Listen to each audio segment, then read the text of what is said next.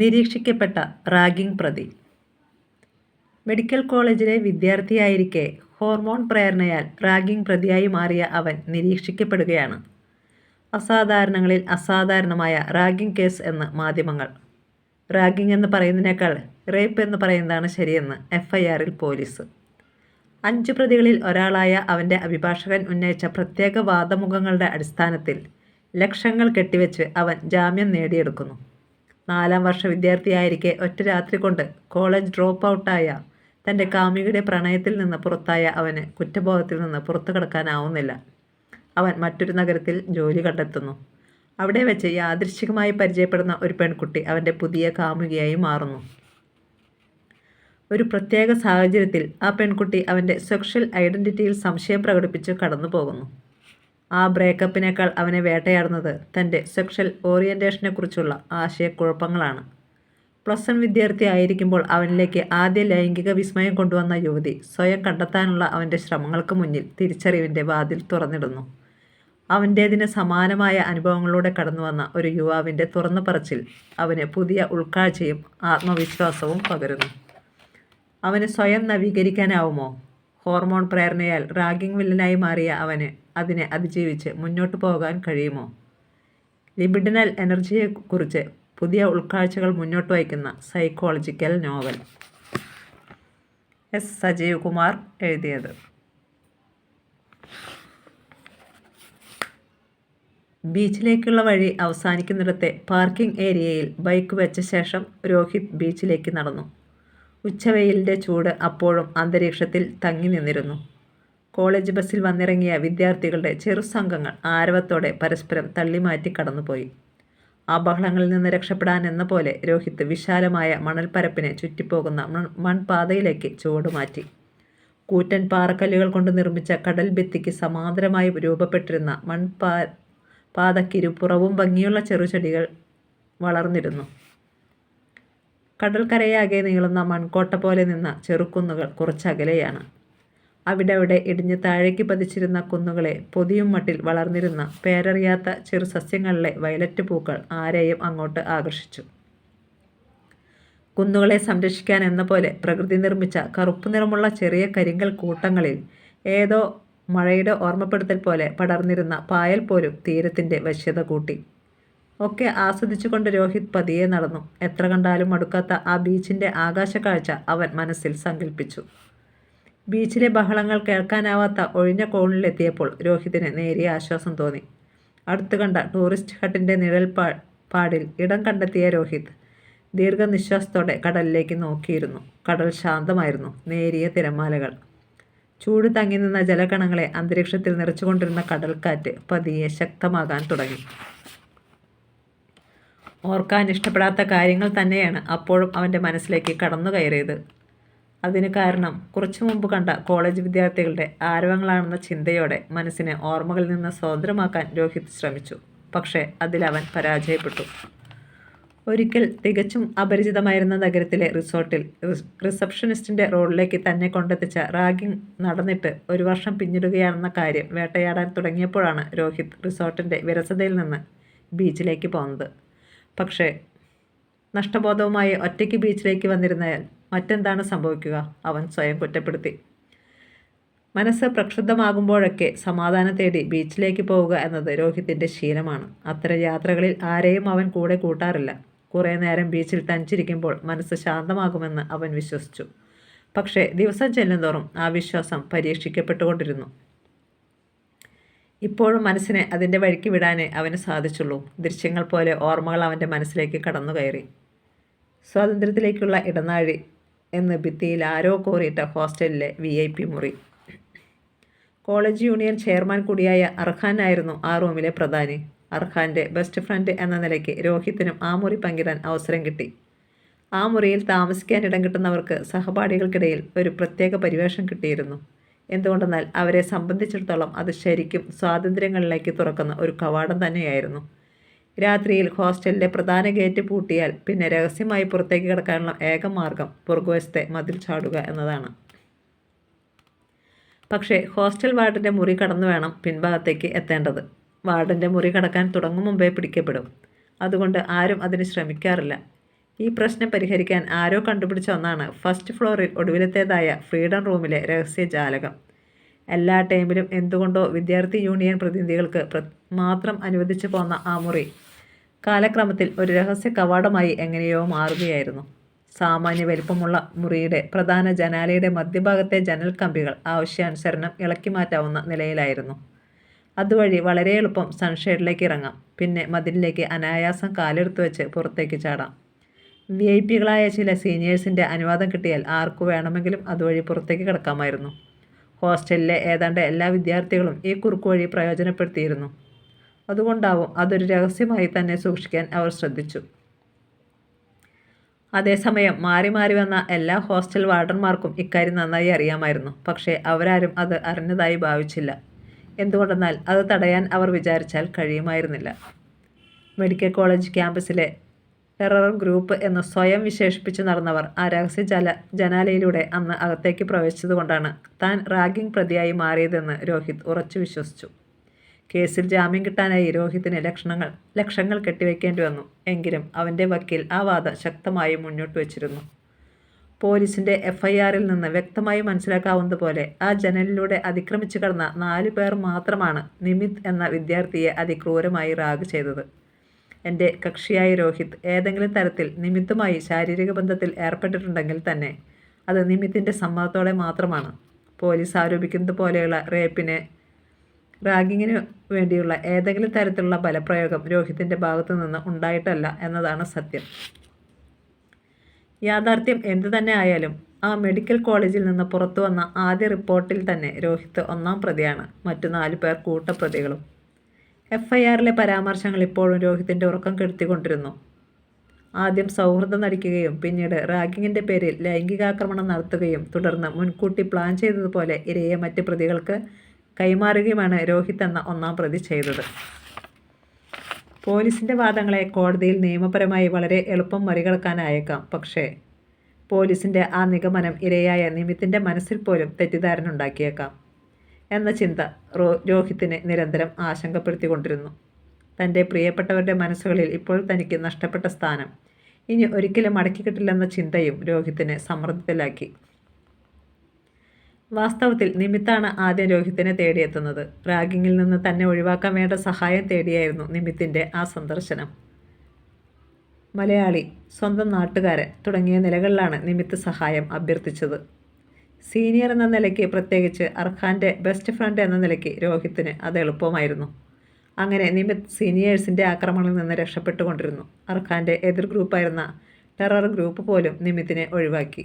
പക്ഷേ ആ ദിവസം ഹോസ്റ്റലിൽ കുറച്ച് വിദ്യാർത്ഥികളെ ഉണ്ടായിരുന്നുള്ളൂ. രോഹിത്തിൻ്റെ റൂംമേറ്റായ അർഖാൻ ഉൾപ്പെടെ മിക്കവരും നാട്ടിലേക്ക് പോയിരുന്നു.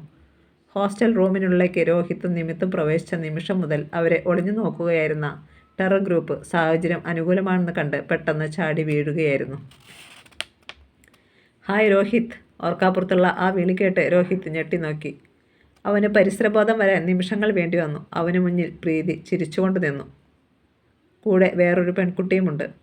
എന്താ, ഒറ്റയ്ക്കാണോ? തിരക്കിൽ നിന്ന് ഒക്കെ മാറി എന്തു പറ്റി? പ്രീതി ചോദിച്ചു. കുറച്ചു നേരം വെറുതെ കിട്ടി, അപ്പോൾ ബീച്ചിലേക്ക് പോന്നു, അത്രയേ ഉള്ളൂ.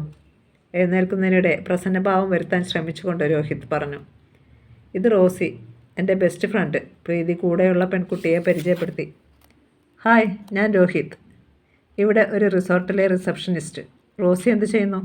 ഞാനിവിടെ നഴ്സായി ജോയിൻ ചെയ്തു 2 ദിവസം മുമ്പ്, റോസി പറഞ്ഞു. നഴ്സിങ്ങിന് പഠിക്കുമ്പോൾ റോസി എൻ്റെ ജൂനിയറായിരുന്നു, പ്രീതി പറഞ്ഞു. ഇപ്പോൾ വീണ്ടും ഒരേ ഹോസ്പിറ്റലിൽ അല്ലേ? രോഹിത് ചോദിച്ചു. അല്ല, ഞാൻ ഗവൺമെൻറ് ഹോസ്പിറ്റലിലാണ്, റോസി ചിരിച്ചുകൊണ്ട് പറഞ്ഞു. പക്ഷേ അത് കുറച്ച് ദൂരെയാണല്ലോ. അതെ, പക്ഷേ ഒഴിവ് ദിവസങ്ങളിലെങ്കിലും ഞങ്ങൾക്ക് കാണാൻ കഴിയും. അത് തന്നെ വലിയ കാര്യമല്ലേ, റോസി പറഞ്ഞു. നമുക്ക് 3 പേർക്കും കൂടി ഒന്ന് നടന്നാലോ? രോഹിത്തിനോടായി പ്രീതി ചോദിച്ചു. ഞാൻ റെഡി, രോഹിത് പറഞ്ഞു. അവർ നടക്കാൻ തുടങ്ങി. നടത്തം കഴിഞ്ഞ് ഒരു ചിന്ന ട്രീറ്റ്, പ്രീതി പറഞ്ഞു. അപ്പോൾ ഇതൊരു സ്പെഷ്യൽ ഡേ ആണല്ലോ, ഒരു കണ്ടെത്തൽ പോലെ, രോഹിത് പറഞ്ഞു. യെസ്, ഊഹം ശരിയാണ്. Today is my birthday, Preeti പറഞ്ഞു. Many happy returns of the day, ചെറുചിരിയോടെ രോഹിത് പറഞ്ഞു. താങ്ക് യു രോഹിത്, പ്രീതി രോഹിത്തിൻ്റെ കണ്ണുകളിലേക്ക് നോക്കി പറഞ്ഞു. വളരെ വേഗം ഓടിവന്ന ഒരു പയ്യൻ അവരെ കടന്നുപോയി. തൊട്ടു പിന്നാലെ അവനെ പിടിക്കാൻ എന്ന പോലെ മറ്റൊരു പയ്യൻ. ഷോർട്സ് മാത്രമായിരുന്നു ഇരുവരുടെയും വേഷം. അവർ ബീച്ചിലെ തിരക്കുള്ള ഭാഗത്തിന് സമീപമെത്തി. മൺതിട്ടയോട് ചേർത്തിട്ടിരുന്ന ചെറിയൊരു വള്ളത്തിനരികെ കൂട്ടുകാർക്കൊപ്പം ഇരിക്കുകയായിരുന്ന യുവാവ് അവർക്ക് നേരെ പരിചയഭാവത്തിൽ നോക്കിക്കൊണ്ട് എണീറ്റ് വന്നു. Hi rose. അവൻ ചിരിച്ചുകൊണ്ട് റോസിക്ക് നേരെ കൈവീശി. റോസി ചിരിച്ചുകൊണ്ട് അവന് നേരെ നടന്നു. അവരുടെ സംസാരം നീണ്ടുപോകുമെന്ന് ഊഹിച്ചതുപോലെ രോഹിത്തും പ്രീതിയും സാവധാനത്തിൽ മുന്നോട്ട് നടന്നു. റോസി മടങ്ങുന്നതുവരെ നമുക്കിവിടെ ഇരുന്നാലോ? രോഹിത് ചോദിച്ചു. ശരിയാ, അതാ നല്ലത്, പ്രീതി പറഞ്ഞു. അവർ കടലിന് അഭിമുഖമായിരുന്നു. തിരകൾ വളരെ സാവധാനമാണ് വന്നുകൊണ്ടിരുന്നത്. കാറ്റിനും വേഗം കുറവായിരുന്നു. പ്രീതി വിലയിരുത്തുന്ന മട്ടിൽ രോഹിതിൻ്റെ നേരെ നോക്കി. അവൻ ആ നോട്ടം തിരിച്ചറിഞ്ഞു. അവരുടെ കണ്ണുകൾ ഇടഞ്ഞപ്പോൾ അവൾ തെല്ലു കുസൃതിയോടെ ചിരിച്ചു. രോഹിത് എന്താ വല്ലാണ്ടിരിക്കുന്നേ? ലവ് ബ്രേക്കപ്പ് എങ്ങാനും ആണോ? ലവ് ഉണ്ടായിട്ട് വേണ്ടേ ബ്രേക്കപ്പ് ആവാൻ? രോഹിത് ചിരിച്ചുകൊണ്ട് പറഞ്ഞു. പക്ഷേ എന്തോ ഉണ്ട്, അതുറപ്പാ, അവൾ പറഞ്ഞു. ഇല്ലെങ്കിൽ നിങ്ങൾ ആൺകുട്ടികൾ ബീച്ചിൽ വന്ന് ഒറ്റയ്ക്കിരിക്കില്ല, ശരിയല്ലേ? ആ വിഷയം തുടരാൻ ആഗ്രഹിക്കും മട്ടിൽ അവൾ പറഞ്ഞു. പ്രീതിയുടെ ഊഹം ശരിയാണ്, സമ്മതിച്ചു. എന്താ പോരെ? ഷെയർ ചെയ്യാൻ പറ്റുന്നതാണെങ്കിൽ പറയൂ, കേൾക്കട്ടെ. പറയാം, പക്ഷേ ഇപ്പോഴല്ല, പിന്നീടൊരിക്കൽ. റോസി സംസാരിച്ച് നിൽക്കുന്നിടത്തേക്ക് നോക്കിയ ശേഷം രോഹിത് പറഞ്ഞു. കടൽ കൂടുതൽ ശാന്തമായി കാണപ്പെട്ടു. ആകാശമേഘങ്ങളിൽ വശ്യമായ ഏതൊക്കെയോ നിറങ്ങൾ വന്നു നിറഞ്ഞു. അസ്തമയത്തിൻ്റെ ആദ്യ സൂചനകൾ പോലെ അനേക നിറങ്ങൾ കലർന്ന വെയിലിൻ്റെ തിളക്കം തീരത്തെ കൂടുതൽ ഹൃദ്യമാക്കി. ഏറ്റവും നല്ല ഓർമ്മകളിലേക്ക് എടുത്തു വയ്ക്കാൻ പറ്റിയ ഒരു വൈകുന്നേരം എന്ന ചിന്തയോടെ രോഹിത് മൊബൈൽ ഫോണിലെ വീഡിയോ ക്യാമറ ഓണാക്കി ഒക്കെ പകർത്താൻ തുടങ്ങി. തൻ്റെ അതേ ഇഷ്ടങ്ങളാണ് രോഹിത്തിനും ഉള്ളതെന്ന ചിന്തയോടെ പ്രീതി രോഹിത്തിനെ നോക്കി. അവൾ ആ നോട്ടം പിൻവലിക്കാൻ തുടങ്ങുമ്പോൾ തന്നെ അവനും അവളെ നോക്കി. രണ്ടാളുടെയും കണ്ണുകൾ ഇടഞ്ഞപ്പോൾ ആ അന്തരീക്ഷത്തിന് യോജിച്ച ഒരു ചിരി അവർ പങ്കിട്ടു. ഈ വേഷം തനിക്ക് നന്നായി ഇണങ്ങുന്നുണ്ട്, പെട്ടെന്ന് രോഹിത് പറഞ്ഞു. താങ്ക് യു രോഹിത്, അവൾ പറഞ്ഞു. പക്ഷേ ഇതിൻ്റെ ക്രെഡിറ്റ് ശരിക്കും റോസിക്കാണ്. A gift from her, my birthday special. Stylish selection, Rohit പറഞ്ഞു. സെൽഫി എടുത്തപ്പോഴേ എനിക്കും തോന്നി, അല്ലാതെ ഡെയിലി യൂണിഫോമിലാണല്ലോ. യൂണിഫോമിലും താൻ മോശമൊന്നുമല്ല, രോഹിത് പറഞ്ഞു. പക്ഷേ സ്ഥിരമാകുമ്പോൾ മടുക്കും. പക്ഷേ ഡ്യൂട്ടി സമയത്ത് മതിയല്ലോ. ഡ്യൂട്ടി സമയമാണ് കൂടുതൽ. ഒഴിവ് ദിവസങ്ങൾ, അതാണൊരാശ്വാസം. പ്രീതി തിരഞ്ഞെടുത്ത റെസ്റ്റോറൻറ്റ് ബീച്ചിന് വളരെ അടുത്തായിരുന്നു. ഏറെ ശ്രദ്ധാപൂർവ്വം രൂപകൽപ്പന ചെയ്ത ഒന്ന്. റെസ്റ്റോറൻറ്റ് പോലെ അതിൻ്റെ പരിസരവും നല്ല ഭംഗിയുള്ളതായിരുന്നു. ദീപങ്ങൾ കൊണ്ട് അലങ്കരിച്ച വൃത്താകൃതിയുള്ള ഹട്ടുകളിലൊന്നിലേക്ക് ഞങ്ങൾ കടന്നിരുന്നു. പ്രീതിയും റോസിയും അടുത്തടുത്തിരുന്നു. രോഹിത് അവർക്ക് അഭിമുഖമായും. റോസി എന്തോ ഓർത്ത പോലെ തൻ്റെ ഫോൺ കയ്യിലെടുത്ത് എന്തോ ടൈപ്പ് ചെയ്യാൻ തുടങ്ങി. അത് ശ്രദ്ധിച്ച പ്രീതി ചെറുതായി ഒന്ന് ചിരിച്ചുകൊണ്ട് രോഹിത്തിനെ നോക്കി. രോഹിത് മെനു കയ്യിലെടുത്ത് എന്തോ തിരഞ്ഞു. യെസ്, താൻ തിരഞ്ഞത് കണ്ട മട്ടിൽ രോഹിത് മെനു കാർഡിൽ നിന്ന് തല ഉയർത്തി. ഞാനൊരു ഹോട്ട് ഡ്രിങ്ക് പറയട്ടെ? നിങ്ങൾക്ക് പ്രശ്നമില്ലല്ലോ? നോ പ്രോബ്ലം, പ്രീതി ചിരിച്ചുകൊണ്ട് പറഞ്ഞു. പക്ഷേ ഞങ്ങൾ കൂടി കഴിക്കണമെന്ന് പറയരുത്. വെയിറ്റർ വന്നപ്പോൾ അവർക്കടുത്ത ഭക്ഷണത്തിന് ഓർഡർ കൊടുത്തു. ആദ്യമെത്തിയ ഹോട്ട് ഡ്രിങ്ക്. രോഹിത് കഴിക്കാൻ തുടങ്ങിയപ്പോൾ പ്രീതി കൗതുകത്തോടെ അത് നോക്കിയിരുന്നു. അപ്പറ്റൈസർ പതിവാണോ? പ്രീതി ചോദിച്ചു. അല്ലല്ല, വല്ലപ്പോഴും, ചില പ്രത്യേക മൂഡുകളിൽ മാത്രം, രോഹിത് പറഞ്ഞു. പ്രീതി അവൻ്റെ കണ്ണുകളിലേക്ക് നോക്കി. അവിടെ ആഴമുള്ള റൊമാൻറ്റിക് ഭാവമാണ് അവൾക്ക് കാണാൻ കഴിഞ്ഞത്. ഹട്ടിനുള്ളിലെ മങ്ങിയ വെളിച്ചത്തിൽ കണ്ണുകൾക്ക് അങ്ങനെ മാറ്റം ഉണ്ടാകാറുണ്ടെന്ന് എവിടെയോ വായിച്ചത് പെട്ടെന്ന് അവളുടെ ഓർമ്മയിലേക്ക് വന്നു. പക്ഷേ രോഹിത്തിൻ്റെ കണ്ണുകളിൽ കണ്ടത് ശരിക്കുള്ള റൊമാൻറ്റിക് ഭാവം തന്നെയാണെന്ന് വിശ്വസിക്കാൻ അവൾ ശ്രമിച്ചു. റോസി അപ്പോഴും വാട്സപ്പ് സന്ദേശങ്ങൾ അയക്കുന്ന തിരക്കിലായിരുന്നു. നിൻ്റെ ഫ്രണ്ടിനെ കൂടി വിളിക്കാമായിരുന്നു, റോസിയോടായി പ്രീതി പറഞ്ഞു.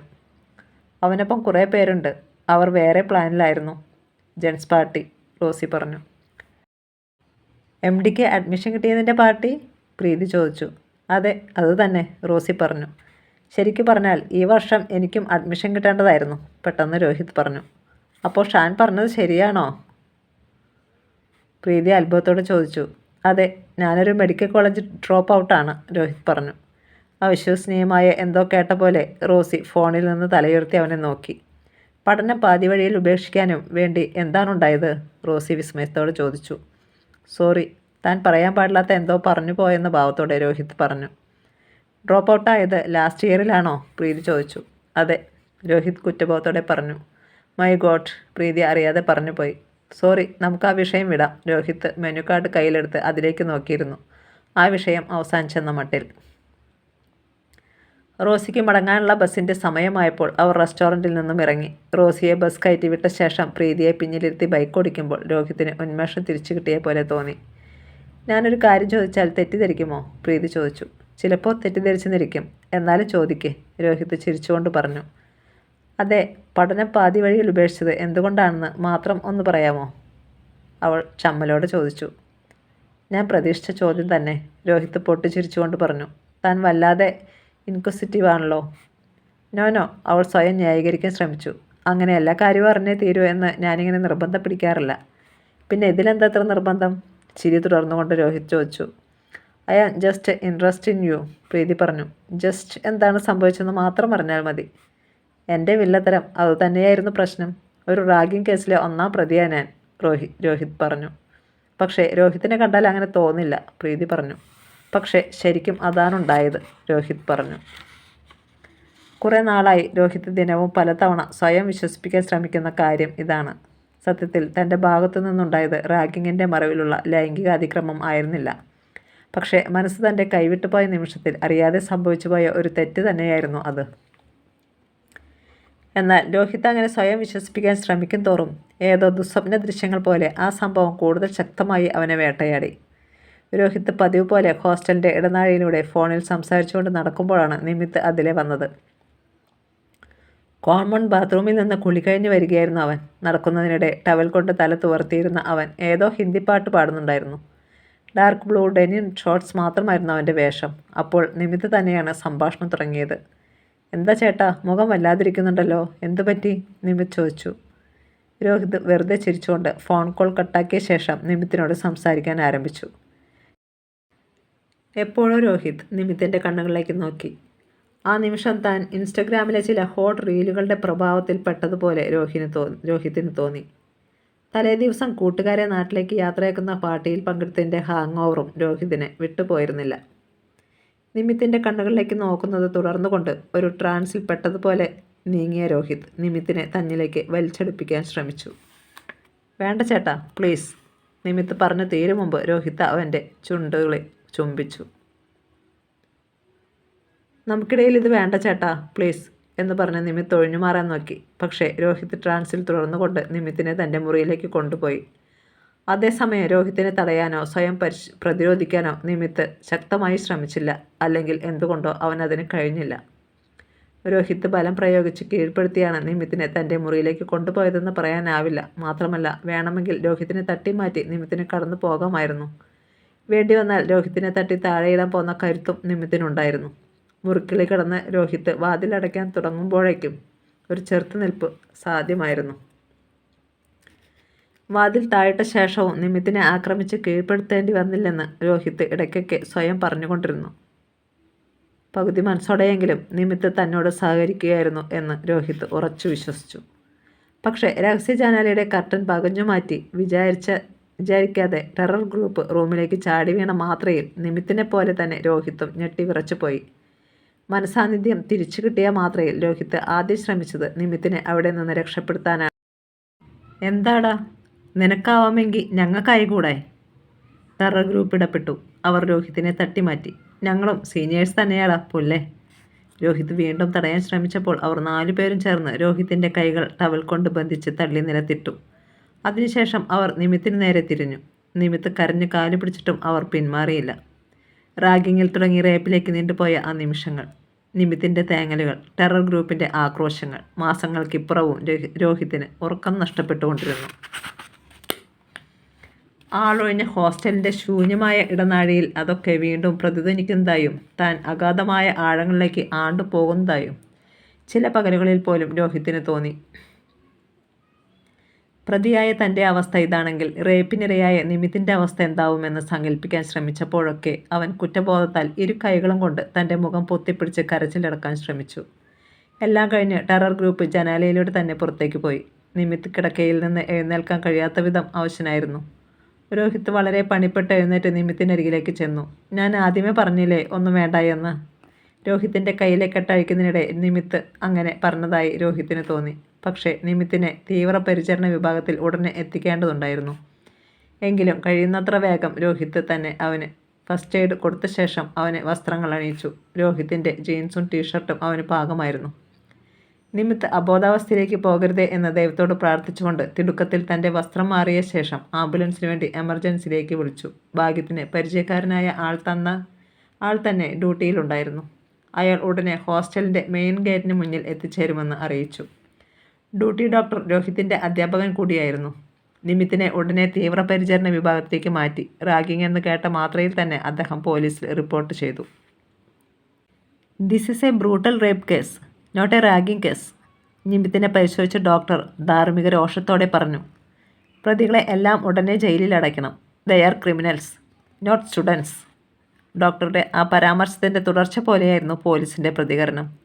ഡോക്ടർമാരിൽ നിന്ന് വിവരങ്ങൾ ശേഖരിച്ച ശേഷം പോലീസുകാർ രോഹിത്തിൻ്റെ മൊഴിയെടുത്തു. അപ്പോൾ താൻ ഉൾപ്പെടെ 5 പ്രതികളല്ലേ? പോലീസുകാർ രോഹിത്തിനോട് ചോദിച്ചു. രോഹിത് തലകുനിച്ച് നിന്നതേയുള്ളൂ. പ്രതിയായ താൻ തന്നെ ഇരയെ ഹോസ്പിറ്റലിൽ എത്തിച്ചു അല്ലേ? രൂക്ഷമായി നോക്കിക്കൊണ്ട് പോലീസ് ഓഫീസർ ചോദിച്ചു. അതെ, രോഹിത് നിലത്ത് നോക്കിക്കൊണ്ട് പറഞ്ഞു. ആരാ ഈ ബുദ്ധി ഉപദേശിച്ചത്? അതോ കേസിൽ നിന്ന് ഊരിപ്പോരാൻ താൻ തന്നെ കണ്ടുപിടിച്ച വഴിയാണോ? അല്ല, രോഹിത് തല്ല് അമ്പരപ്പോടെ പറഞ്ഞു. താൻ പറഞ്ഞതൊന്നും ഞങ്ങൾ വിശ്വസിച്ചിട്ടില്ല. മറ്റു 4 പേരെ കൂടി ചോദ്യം ചെയ്യട്ടെ. താൻ പറഞ്ഞത് കളവാണെങ്കിൽ അപ്പോഴറിയാം, ഭീഷണിയുടെ സ്വരത്തിൽ പോലീസ് ഓഫീസർ പറഞ്ഞു. 2 മണിക്കൂറിനുള്ളിൽ തന്നെ ടെറർ ഗ്രൂപ്പിനെ അടുത്ത റെയിൽവേ സ്റ്റേഷനിൽ നിന്ന് പോലീസ് അറസ്റ്റ് ചെയ്തു. ടെറർ ഗ്രൂപ്പിന് എല്ലാ രാഷ്ട്രീയ പാർട്ടികളിലും നല്ല സ്വാധീനം ഉണ്ടായിരുന്നെങ്കിലും കേസ് അട്ടിമറിക്കപ്പെട്ടില്ല. ഡോക്ടർമാരുടെ സത്യസന്ധമായ നിലപാടും വ്യക്തമായ തെളിവുകളും ഇരയ്ക്ക് അനുകൂലമായി. എങ്കിലും മാധ്യമങ്ങളെ സ്വാധീനിക്കാൻ ടെറർ ഗ്രൂപ്പിന് കഴിഞ്ഞു. ഒരു സാധാരണ റാഗിംഗ് കേസായി അത് ഒതുക്കപ്പെട്ടു. രോഹിത്തിനെ 1-ാം പ്രതിയാക്കാനും അവർക്ക് കഴിഞ്ഞു.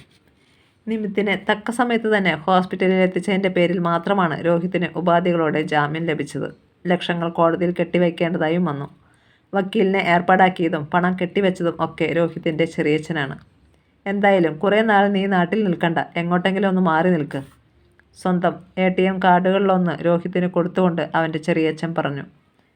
ഏറെ അകലെയല്ലാത്ത ടൂറിസ്റ്റ് കേന്ദ്രത്തിൽ 2 ദിവസം പിന്നിട്ടപ്പോൾ ചെറിയച്ഛൻ്റെ വാട്സപ്പ് സന്ദേശം വന്നു.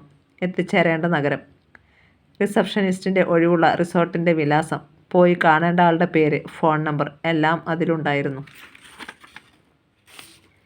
എല്ലാം ഞാൻ പറഞ്ഞത് ഏർപ്പാടാക്കിയിട്ടുണ്ട്. നീ ചെന്ന് കണ്ടാൽ മാത്രം മതി. അടുത്ത ദിവസം മുതൽ തന്നെ ജോലിയിൽ പ്രവേശിക്കാം, വിളിച്ചപ്പോൾ ചെറിയച്ഛൻ പറഞ്ഞു.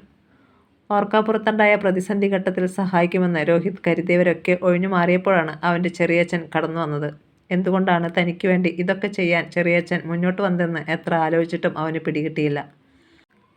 ആളുകളുടെ ഗുഡ് ബുക്സിൽ കടന്നുകൂടാൻ വേണ്ടി എന്തെങ്കിലുമൊക്കെ ചെയ്യുന്ന ഒരാളായിരുന്നില്ല ചെറിയച്ഛൻ. രോഹിത്തിൻ്റെ ചെറിയച്ഛൻ പണ്ട് ചില കേസുകളിൽ പെട്ടിട്ടുണ്ടെന്ന് അവൻ കേട്ടിരുന്നു.